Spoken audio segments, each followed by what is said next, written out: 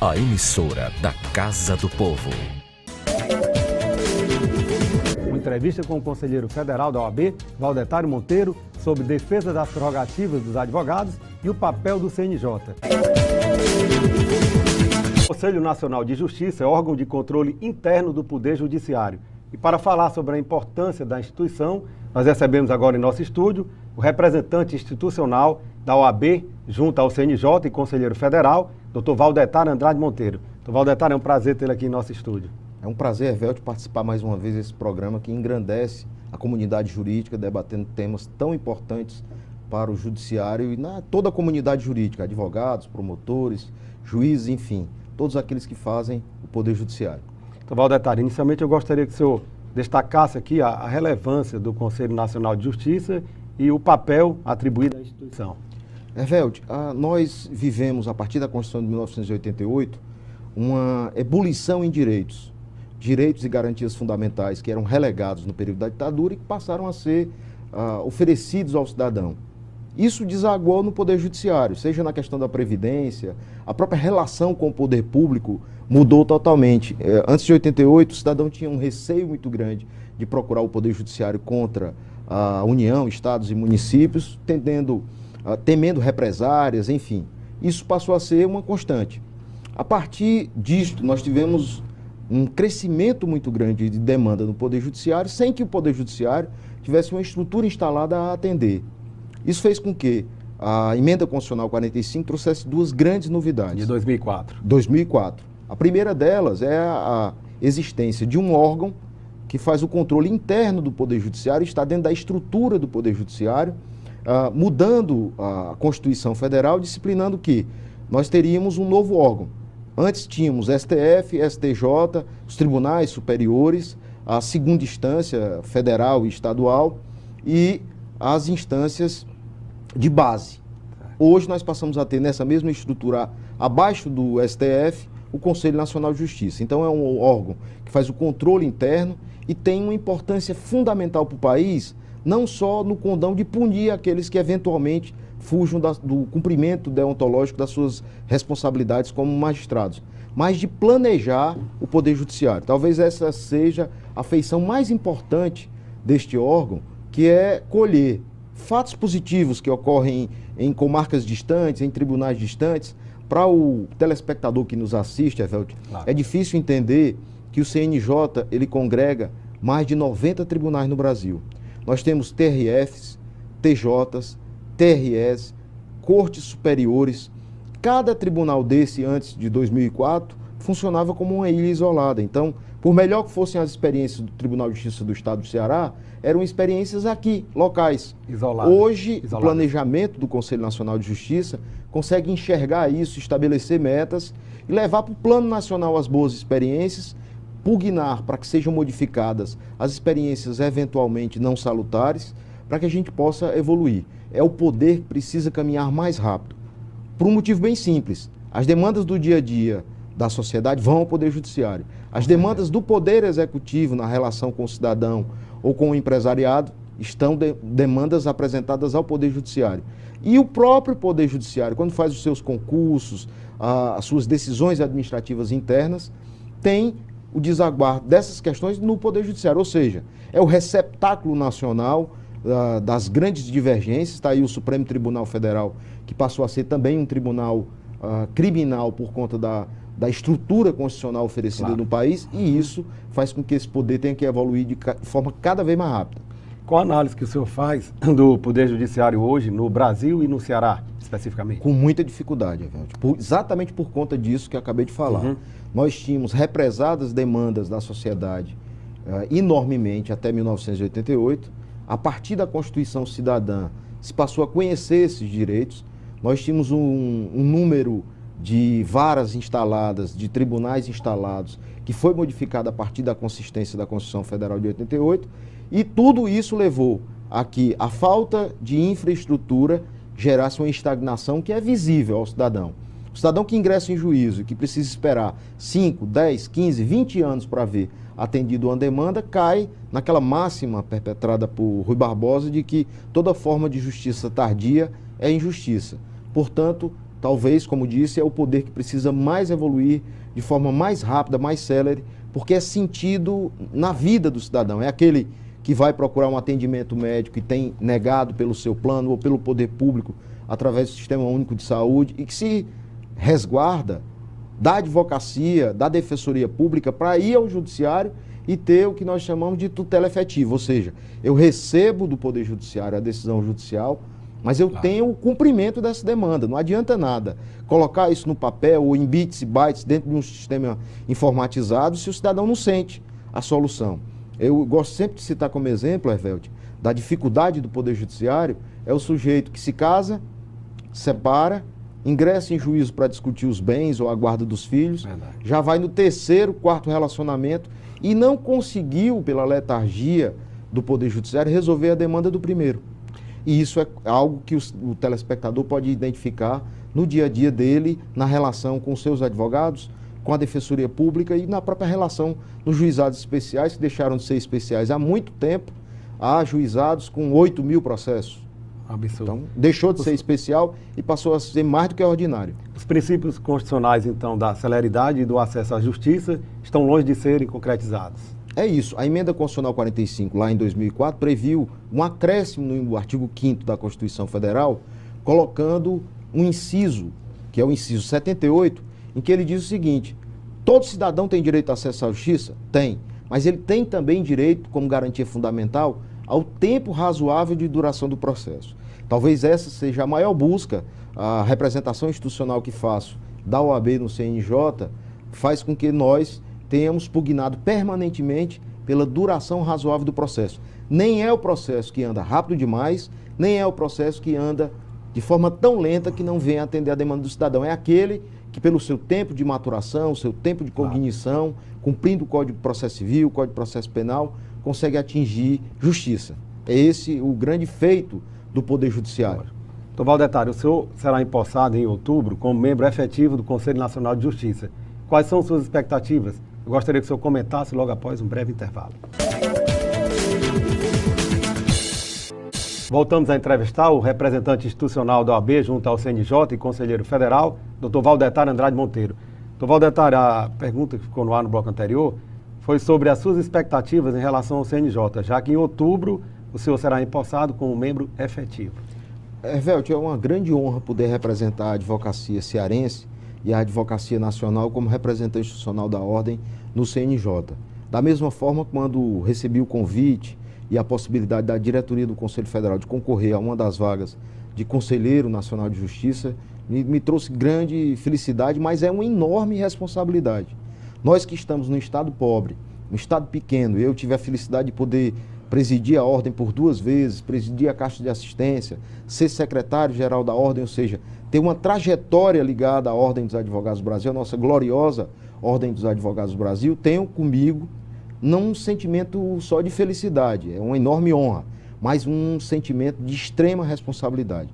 Espero e muito contribuir com a Justiça Nacional e principalmente com a Justiça do meu Estado. Eu acredito que nós, na Justiça Federal, Justiça do Trabalho e na Justiça Comum, nós podemos contribuir. Eu tenho enxergado lá no CNJ, de forma muito clara, medidas que têm contribuído para o desenvolvimento da Justiça.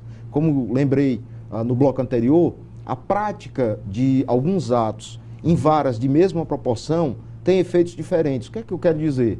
O juiz que tem 3 auxiliares, 4 servidores, ele consegue produzir um número maior de processos em mesmas condições de que um juiz de mesma vara, de mesma competência. Então nós precisamos enxergar isso, entender. Eu acredito que o maior problema do Poder Judiciário não seja só um problema de recursos, não seja só um problema de pessoas, é um problema de gestão. Claro. É otimizar os nossos recursos de modo a atender o cidadão. O acesso à justiça, Hervelde, é um sentimento de cidadania, é um sentimento primordialmente de dignidade. E o principal entendimento que o cidadão tem que ter é que o Poder Judiciário ele não é um ato de poder pelo ato de poder. Ele é, na verdade, um serviço público. Claro. E como serviço público, ele precisa atender bem o cidadão. Quem paga essa conta é aquele que paga o imposto. Quem paga imposto no Brasil? Todos nós.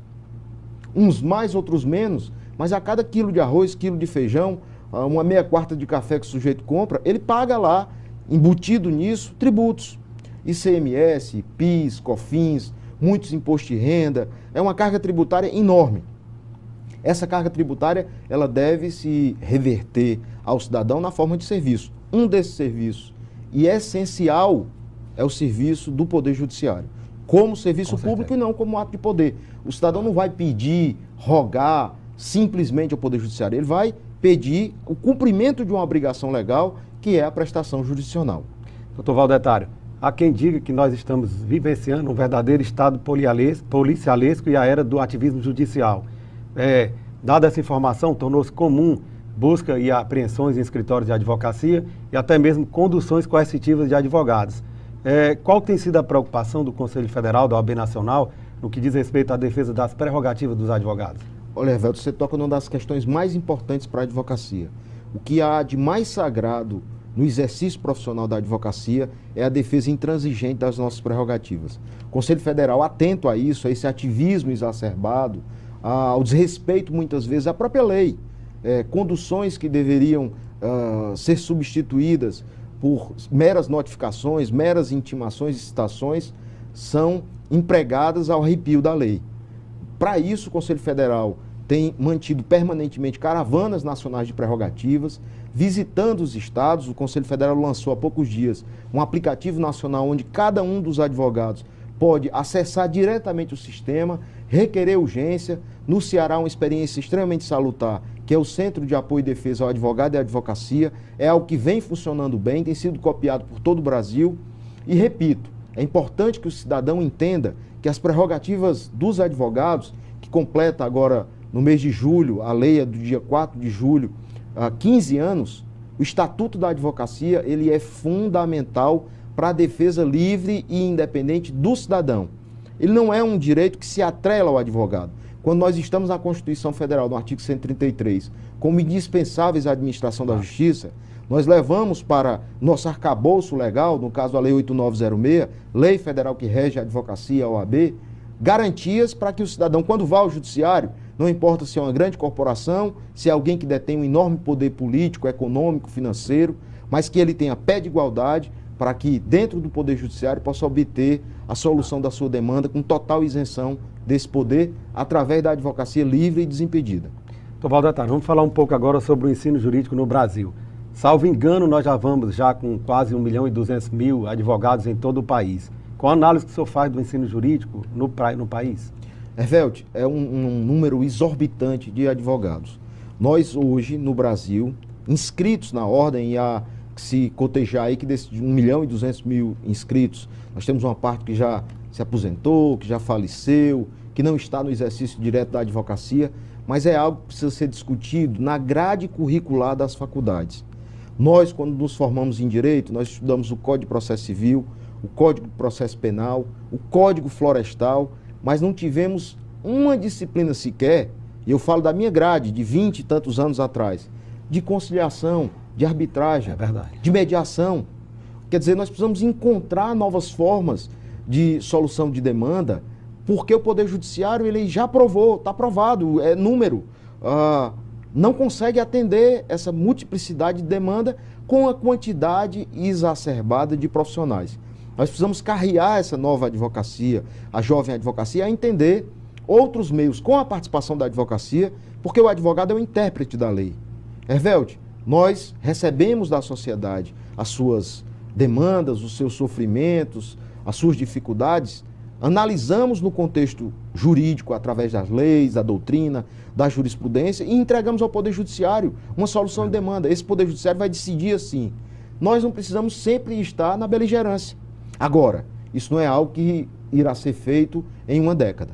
Nós precisamos voltar ao currículo das faculdades, obrigar inúmeras disciplinas de conciliação, de arbitragem, de mediação, de meios alternativos de solução de demanda, mantendo o advogado partícipe nisso, isso é importante frisar, para que a gente possa albergar mercado de trabalho para toda essa categoria. O novo Código de Processo Civil, inclusive, ele valoriza bastante esses meios alternativos, de solução de conflitos, trazendo, inclusive, a conciliação, salvo engano, como uma das condições da ação.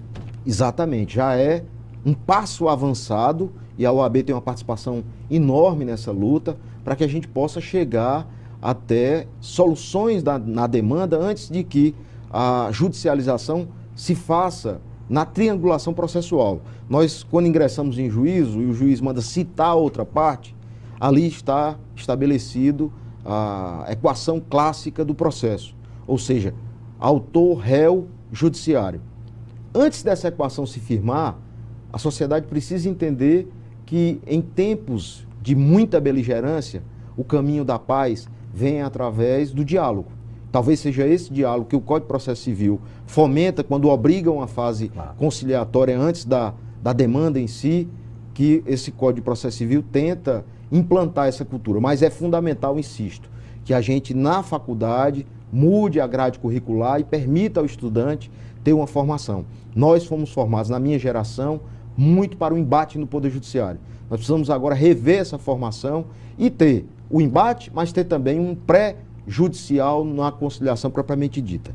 Doutor Valdetário, já que estamos falando de ensino jurídico, na última década o que se pode perceber é que houve uma enorme proliferação de cursos jurídicos Brasil afora. Isso tem impactado de forma negativa, notadamente na formação, na qualificação profissional e também no exame de ordem. Os exames de ordem têm índice de reprovação elevadíssimos. Qual a análise que o senhor faz disso?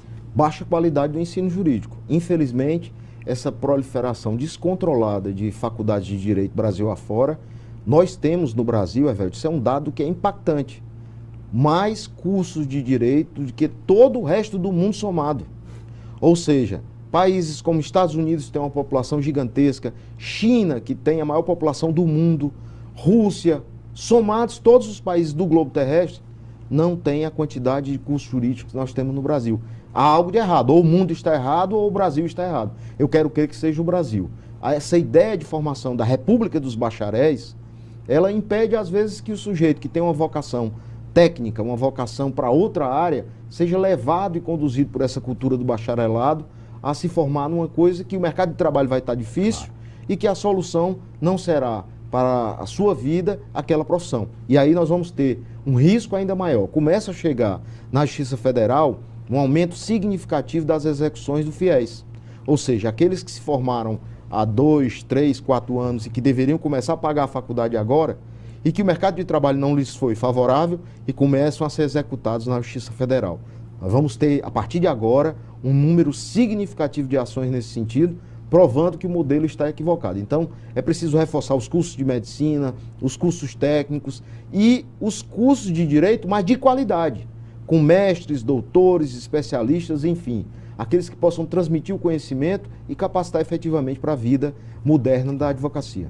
Doutor Valdetário, infelizmente estamos chegando ao final da nossa entrevista. O programa Mundo Jurídico agradece a sua presença e lhe deseja boa sorte nesta nova empreitada a partir de outubro, tendo em vista que o senhor será membro efetivo do Conselho Nacional de Justiça, e abre agora espaço para as suas considerações finais. É agradecer, Hervelt, e agradecer também à advocacia cearense, que comigo sempre foi extremamente benevolente. Eu fui secretário-geral da Ordem, ocupei a tesouraria por um período, fui presidente da Caixa, 2 vezes presidente da OAB, eleito conselheiro federal e agora no CNJ espero honrar essa possibilidade que a advocacia sempre me foi muito confortável. Eu agradeço demais a cada um dos advogados e advogadas, a essa classe maravilhosa que enxergou em mim a possibilidade de contribuir com a melhoria da justiça. E o nosso programa termina aqui. Acesse a página do programa no Facebook ou envie suas sugestões para o e-mail programamundojurídico@gmail.com. Acompanhe o nosso programa também pelo YouTube, no canal Programa Mundo Jurídico. Obrigado pela companhia e até a semana que vem.